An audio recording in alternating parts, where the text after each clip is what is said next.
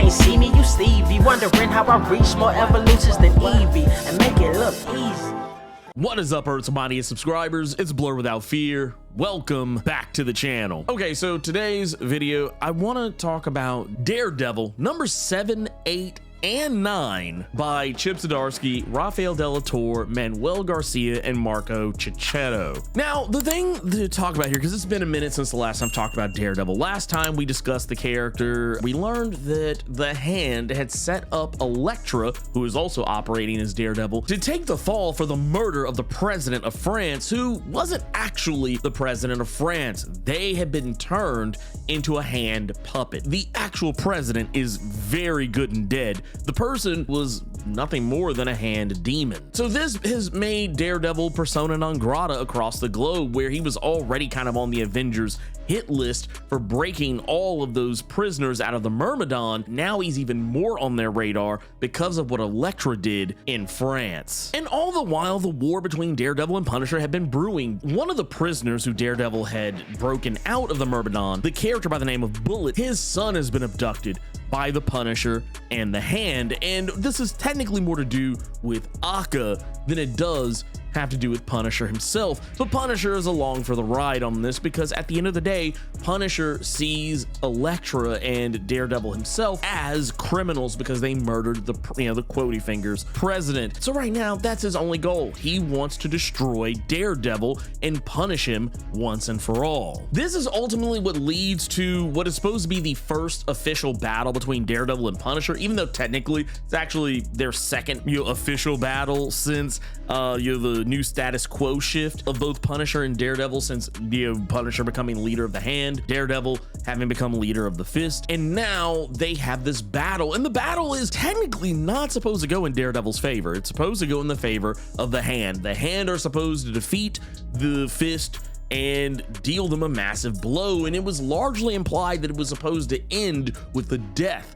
of the leader of the Fist. But right now, technically, there are two leaders of the Fist, that being both Elektra and Daredevil. And what makes all of this even more wild and off the wall is the fact that they are able to actually circumvent the Quotey Fingers prophecy of who is supposed to win, who's supposed to lose, and who's supposed to live, and who's supposed to die. Like, this is one of those deals where I felt like the fight between Punisher and Daredevil, I felt like maybe it went away. I think a lot of people probably weren't expecting, because Punisher, he has full-on legit superpowers now by this point. He should actually be pretty much the god of war that he is in his own current series right now, though I feel maybe there's a little bit of, I don't know, like a shift in events. I feel like the events, the way they're lining up right now, maybe Punisher doesn't have all the powers just yet. But regardless of the situation, Daredevil handily lays the smackdown. Yes, technically, neither one of them actually wins or loses. It's not as if Punisher is just beating the brakes off Daredevil. They're going back and forth. They're having a pretty good back and forth. I honestly feel like this might be the most competitive fight that the two of them have ever had, but at the same time, Punisher just is not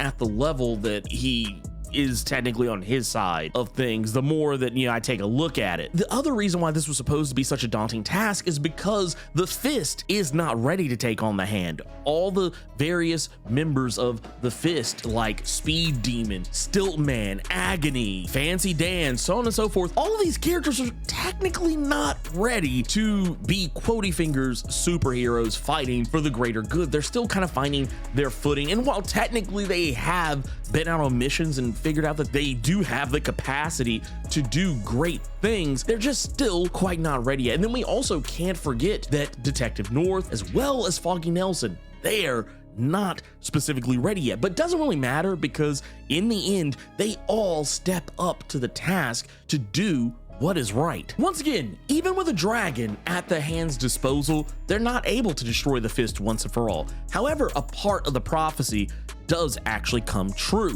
While Akka does mortally wound Elektra, Elektra does not actually die. She's actually alive and well by the time we get to the next issue. But what Elektra does that the Hand, especially Akka, was not expecting is that she stole an amulet from Akka in the middle of the fight, and Akka wasn't aware of it until after Elektra had gotten away with it. This amulet is called the lunate talisman, and as Elektra points out, this is the secret secret, the key to the resurrections that the hand pull off. Now, this is a big deal, and they're going to need these resurrection secrets because by the time we get to issue number 9, the fist is falling apart. That battle took a lot out of them. It was way too soon for them to be going out and fighting a holy war. They had only just started getting their feet under them as being, your quotey finger superheroes. And this is made even more obvious when Bullet decides to leave. Now, technically, he was already out. He was already gonna leave, but now that he has his son back, he is definitely going to leave. And Doc Sasquatch is leaving as well because he feels like Daredevil is pushing these people far too hard. He's pushing them too fast, too soon. All the while, the rest of the Fists are licking their wounds and Daredevil is cracking under all this pressure. He's trying not to show it, but just witnessing the people starting to lose faith, he himself is starting to lose faith. And all of this could not come at a worse possible time because not only is the fist falling apart before it could even really truly come together, he's also starting to recognize he's still under the effects of Resid from the previous issues of Chip Zdarsky's Daredevil, an experimental concoction that the New York prison system was using on its prisoners to turn them into violent, angry inmates so that when those same people would somehow get out on parole or go back out into the world, they would be more likely to commit crimes,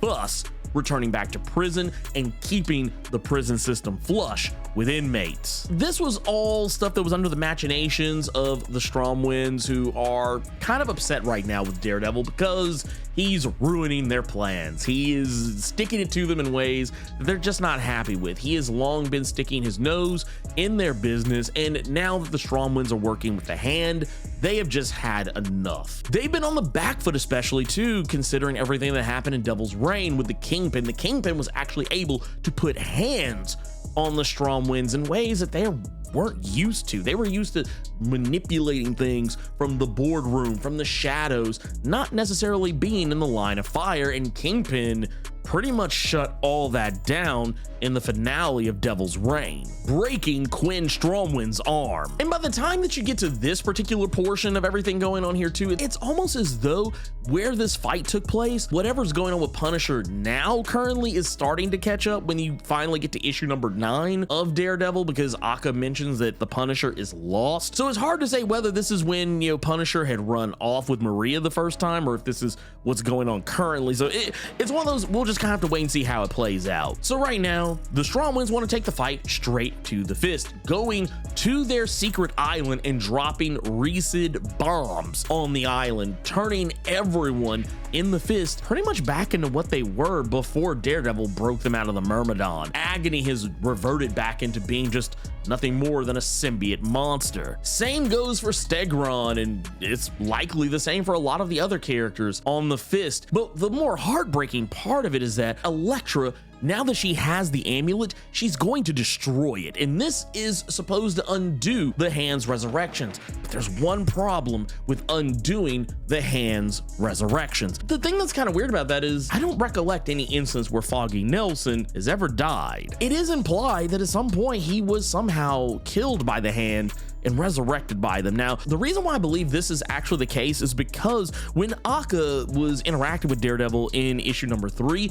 it seemed as though she knew something that Daredevil didn't. She talks about the prophecy and how we're all just playing our parts. Everything is gonna happen exactly the way it's supposed to. You just have to do what you have to do, and you will have to suffer unbelievable loss. She never actually outright says that she killed Foggy Nelson or that the Hand even killed Foggy Nelson, but Daredevil was, for whatever reason, under the belief when she talked about suffering unbelievable loss that she was talking about Foggy Nelson, which is why Daredevil rushed to try to save him, and Foggy even mentions it as he is crumbling into dust, no differently than when Elektra had confronted the French president and he revealed that he was not in fact actually the French president, but he was an actual Hand ninja having taken over the president's body, and that the real French president was rotting in hell. Foggy Nelson does the same thing, and Stick also does something very similar, both of them telling both Elektra and Daredevil that they have won, that the Hand has defeated the Fist